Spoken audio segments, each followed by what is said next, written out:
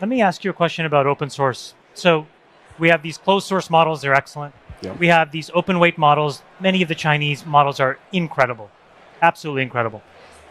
2 days ago, you may not have seen this because you were busy on stage, but there was a training run that happened in this crypto project called Bittensor. Subnet 3, they managed to train a 4 billion parameter llama model, totally distributed, with a bunch of people contributing excess compute. But they were able to do it statefully and manage a training run, which I thought was like a pretty crazy technical accomplishment. Yeah. Because it's like random people and each person gets a little share. Our modern version of folding at home. Exactly. Yeah. So what do you think about the end state of open source? Do you see this decentralization of architecture as well and decentralization of compute to support open weights and a totally open source approach to making sure AI is broadly available to everybody? I believe we fundamentally need models as a first-class product, proprietary product, as well as models as open source. These two things are not A or B, it's A and B. There's no question about it.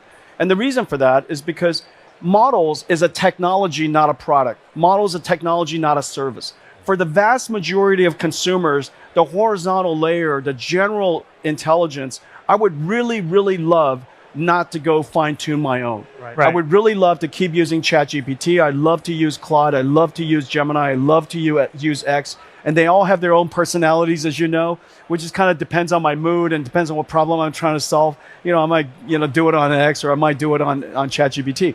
And so that segment of the industry is thriving. It's going to be great. However, all these industries, their domain expertise, their specialization has to be channeled, has to be captured in a way that they can control. And that it can only come from open models. The open model industry, we're contributing tremendously to. It is near the frontier.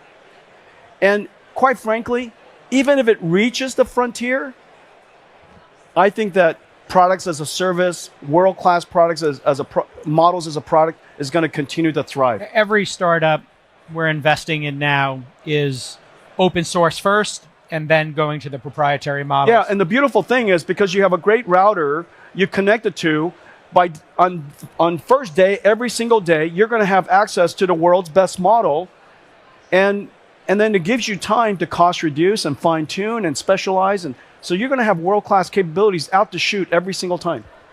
Jensen, can I